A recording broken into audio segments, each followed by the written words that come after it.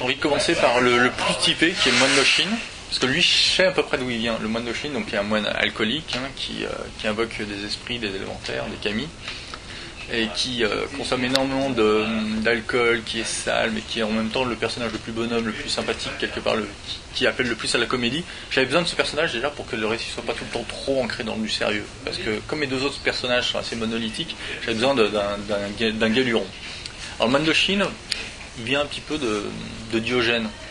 Donc là, on est plus dans la philosophie grecque, mais c'est un personnage qui m'a toujours plu, Diogène, dans son tonneau, cette idée de sage, mais en même temps qui puisse être un peu extravagant. Bon, bah voilà, Nōshin, pour moi, je pense souvent à Diogène quand je pense à Nōshin. Oko, ce sera plus difficile à expliquer, ainsi que Noburo. C'est des personnages qui sont imposés d'eux-mêmes, autant graphiquement que psychologiquement. Par rapport à des choses que je ne peux pas expliquer pour l'instant, parce que justement ils trimballent avec eux de lourds secrets qui petit à petit vont sortir au fil des albums jusqu'à être complètement dévoilés, c'est-à-dire sur le cycle du vide, où on aura la réponse à toutes les questions qu'on peut se poser. Donc c'est des personnages plutôt énigmatiques,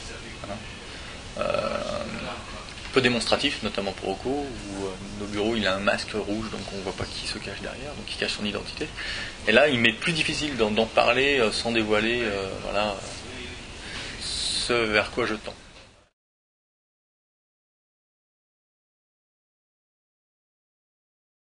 Je la connais pas mal, mais je suis pas non plus un spécialiste, un érudit, je pourrais absolument pas soutenir des thèses ou ce genre de choses. Il y a plein de domaines encore que je découvre sans arrêt.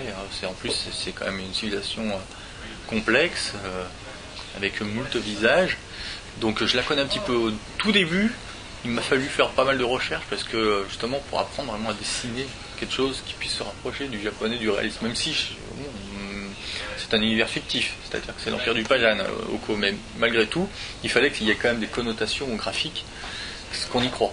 Donc voir comment était fabriqué un kimono, comment ça se mettait, bon, c'était pas facile. Donc au début j'ai énormément travaillé à partir de docs, que notamment, merci Internet me permettait de faire des recherches assez faciles, assez aisées pour trouver suffisamment de matériel. Mais après, il faut le refermer un petit peu et le mettre de côté pour pouvoir justement avoir une propre inspiration qui revienne et pas simplement être un copiste. Moi, en tout cas, c'est ma façon de travailler. En plus, je suis pas sûr que j'en aurais vraiment la patience. J'aime bien aussi inventer les choses, réinterpréter les choses après les avoir digérées. Voilà.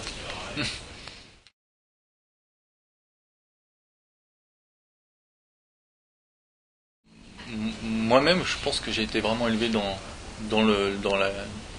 la culture franco-belge.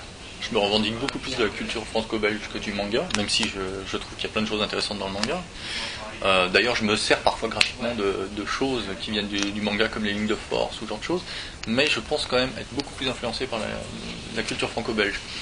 Dans mes récits, déjà 46 pages, ça va vite, donc il faut jouer avec les ellipses, maîtriser ce type de récit assez court. Donc c'est pour ça que je pars chaque fois pour chaque cycle sur des diptyques, ce qui me permet d'avoir à peu près 90 pages, c'est plus facile. Effectivement, j'avais toujours en présence dans mon esprit le fait que le Japon, même si moi je le retranscris, est une civilisation très codifiée, et qu'on peut très facilement perdre les lecteurs. Donc j'essaye de faire quelque chose qui ne soit pas trop hermétique, avec des codes qu'on puisse comprendre quand même, avec des astérix parfois, et pas utiliser que des mots japonais dans tous les sens. Par exemple, les personnages, les noms japonais sont pas faciles, parce que facilement on peut les mélanger. Alors parfois, justement, pour rendre la chose plus accessible, je mets des mots parfois, des noms courts, et parfois j'utilise justement des surnoms comme Fauchelevent ou Petite Carte, pour justement faciliter, voilà.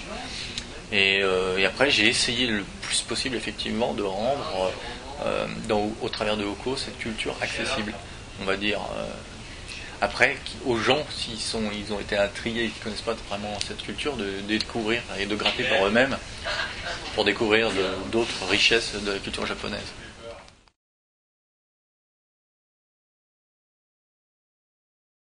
Ouais, j'ai énormément participé parce que justement, lorsque Asgard m'ont proposé de développer ce jeu de stratégie, de plateau, c'est tout l'univers aussi qui m'a bercé quand j'étais jeune. Et encore jeune, je continue à y jouer d'ailleurs, mais un peu moins maintenant malheureusement.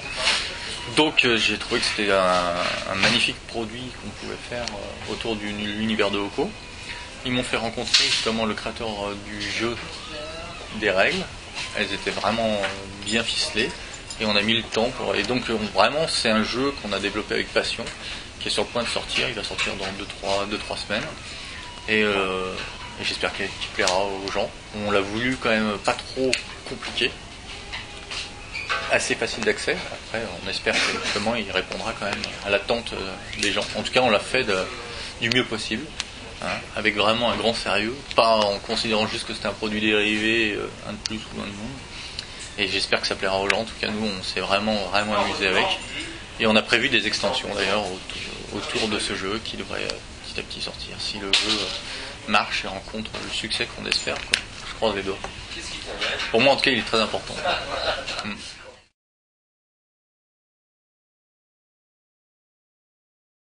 Ah bah l'affiche, ce qui m'amuse dans des affiches, c'est que je peux justement mettre en situation Oko et ses amis dans justement, excusez-moi de répéter le terme, mais dans des situations qui sont un petit peu, qui seraient plus difficiles peut-être à mettre dans un album. Là je voulais montrer par exemple un moment de détente, c'est-à-dire qu'ils me sont en train de manger des nouilles. Il est sans doute midi ou quelque chose comme ça. Et voilà, une scène quotidienne. Je préfère les mettre en situation dans les scènes quotidiennes que forcément dans les scènes de combat, en train de combattre des cyclopes ou des choses comme ça. Ça m'amuse plus justement de raconter parfois des scènes du quotidien, vues au travers de mes personnages, que forcément les mettre dans des situations épiques. Voilà. Donc je me suis vraiment amusé sur cette affiche. Vraiment, j'ai essayé de la faire, la consigne que j'avais, j'étais assez d'accord, c'était essayer de la faire assez claire, assez proche de la nature, avec un éclairage. Donc j'ai pensé quand je la faisais pas mal à du Miyazaki par exemple, qui travaille beaucoup dans les verres, dans les lumières, et bon, Miyazaki étant quand même le maître absolu pour moi dans le genre, voilà, j'ai pensé un peu à lui. En tout cas je me suis beaucoup amusé à la faire. Et je suis content du résultat et de ses couleurs. Et voilà. Et après, voilà, j'espère qu'elle plaira aussi aux gens.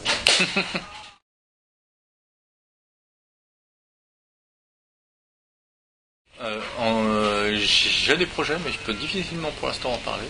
En tout cas, ce qui est certain, c'est que Oko, au niveau scénario et dessin, je le pousse et je bosse dessus régulièrement. Je veux sortir un album par an, parce que je m'y étais engagé pour l'instant, j'y m'y tiens et je m'y tiendrai jusqu'au 10e, je pense. Mais c'est vrai qu'il y a d'autres projets qui vont peut-être se greffer en parallèle, mais qui me prendront moins de temps. Mais pour l'instant, c'est encore trop frais pour en parler. Voilà.